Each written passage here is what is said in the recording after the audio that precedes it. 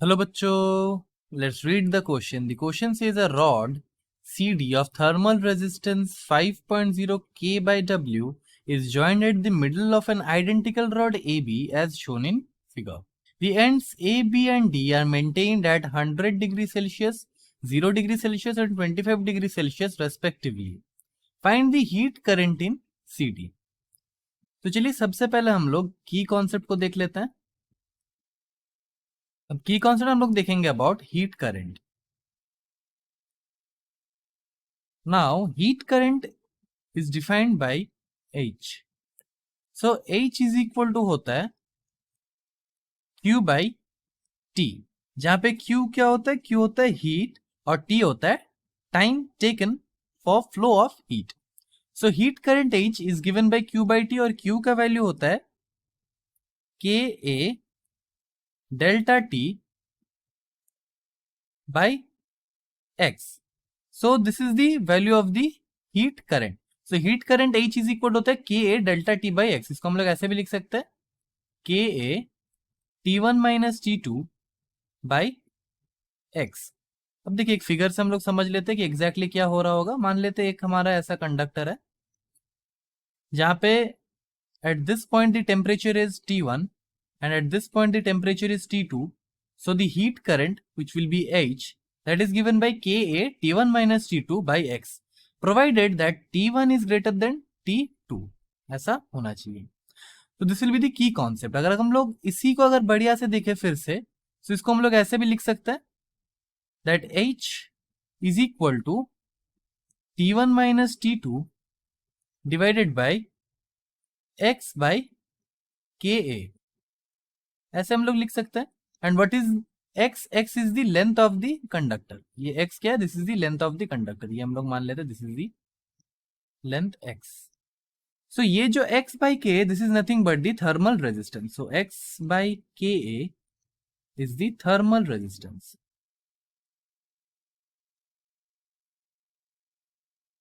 अब क्वेश्चन में आइए.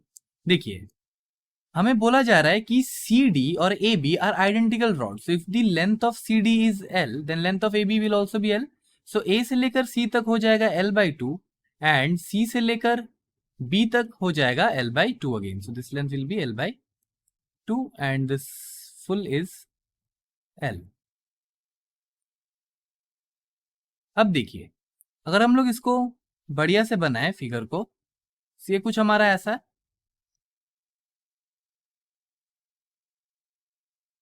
This is L/2, this is again L/2 और ये वाला लेंथ है L. ये यहाँ पे 100 डिग्री सेल्सियस है, यहाँ पे 0 डिग्री सेल्सियस है और यहाँ पे 25 डिग्री सेल्सियस है. हम लोग सी पॉइंट का टेम्परेचर नहीं जानते, so we will let it to be temperature T. अब देखिए according to the junction rule, जितना हीट यहां से यहां तक आएगा हम लोग इसको बोल देते हैं H1. और यहां से देखिए T से 0 की ओर जाएगा H2 एंड T से 25 डिग्री सेल्सियस. यानी अगर हम लोग पॉइंट्स को नेमिंग कर दे, A देखते हैं यहाँ पे क्या नेमिंग था. A था, यहाँ पे this point is B, this point is D and this point is C. So A से C तक जो हीट जाएगा उसे हमने H1 बोला. C से लेकर B तक जो हीट जाएगा उसे हमने H2 बोला और C से लेकर D तक जो हीट जाएगा उसे हमने H3 बोला. So according to junction rule क्या बोल पाएंगे हम लोग कि H1 जो होगा that will be equals to H2 plus H3, because the net heat entering a joint will be the net heat that is flowing away from it. There is no accumulation of heat current in this junction. So H1 must be equal to H2 plus H3. अब देखिए हम लोग H1 को कैसे लिख सकते हैं. H1 को हम लोग लिख सकते हैं Ka T1 माइनस T2 यानी 100 minus T divided by X, और X का वैल्यू यहाँ क्या हो जाएगा? That will be L/2. So it will be Ka into 100 minus T divided by L/2, जो कि हमने यहाँ पे देखा Ka T1 minus T2 by X. That must be equal to H2. अब H2 का वैल्यू क्या हो जाएगा? देखिए T minus 0 और यहाँ पे Ka रहेगा एक. So it will be Ka into T minus 0 divided by the length. Length is again L/2 plus H3. H3 का वैल्यू क्या हो जाएगा? देखिए Ka t minus 25 divided by length which is l। अब यहां से हम लोग इसको सॉल्व करेंगे, तो यहां से क्या आ जाएगा, देखिए this will imply that 2 times ka into 100 minus t divided by l must be equal to 2 ka into t divided by l plus ka into t minus 25 divided by l। अब देखिए अगर हम लोग ka को common ले ले सो ka will get cancelled out. कैसे, देखिए यहां से देखिए ka 2ka बाई एल ऐसे लिख सकते हैं, और यहाँ पे हो जाएगा 100 minus T must be equal to, यहाँ से हम लोग क्या लेंगे common, K A by L को कॉमन लेंगे, सो के ए बाई एल इंटू हो जाएगा, देखिए यहाँ से 2t, ये हो जाएगा 2t प्लस t माइनस 20, ऐसा हो जाएगा। तो देखिए K by L will get cancelled out from both the sides. So क्या आ जाएगा, देखिए यहाँ से this will imply that 2 into यहाँ से क्या था, देखिए 100 minus T, so 2 into 100 minus T must be equal to, यहां से देखिए क्या था 2t plus T minus 25, so that was 2t plus T minus 25, so it was T minus 25। अब देखिए यहां से क्या आ जाएगा 200 minus 2t plus 2t plus T will be 3t, sorry it will be equal to 3t minus 25।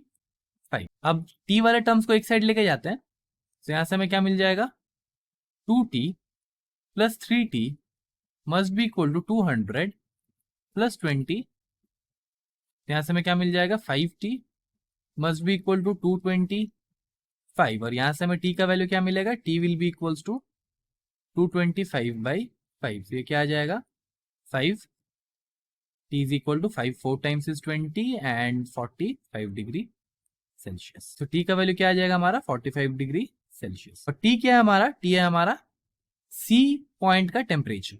अब देखिए C से लेकर D तक जो हीट है H3 को हम लोग कैसे कैलकुलेट कर सकते हैं, so H3 will be equals to KA into T1 minus T2। अब देखिए T1 माइनस T2 क्या था हमारे पास, T माइनस 25 डिग्री सेल्सियस, तो T हमारे पास है 45 degree Celsius minus 25 degree Celsius divided by the length which is L। तो यहां से हमें H3 का वैल्यू क्या मिलेगा, H3 will be equals to KA by L into 45 minus 25 is 20। तो इसको तो हम लोग ऐसे भी लिख सकते हैं जो हमने पहले देखा कि H3 will be equals to 20 divided by L by KA। अब देखिए ये L by KA is nothing but the thermal resistance, so ये जो L बाई K आया that is the thermal resistance. अब देखिए अगर हम लोग क्वेश्चन में देखें तो क्वेश्चन में थर्मल रेजिस्टेंस का वैल्यू गिवन है विच इज 5, यहां से हम लोग क्या लिखेंगे, थर्मल रेजिस्टेंस का वैल्यू पुट कर देंगे 5, सो H3 हमारे पास क्या आएगा, H3 will be equals to 20 divided by L by K का जगह क्या पुट करेंगे, थर्मल रेजिस्टेंस का वैल्यू जो कि था हमारे पास 5, तो यहां से हमें क्या मिल जाएगा, this will imply that H3 will be equals to 4W, ये आ जाएगा हमारा H3 का वैल्यू, and this is what we were required to find in the question, so this will be our final answer. I hope the solution is clear to you. Thank you and best of luck.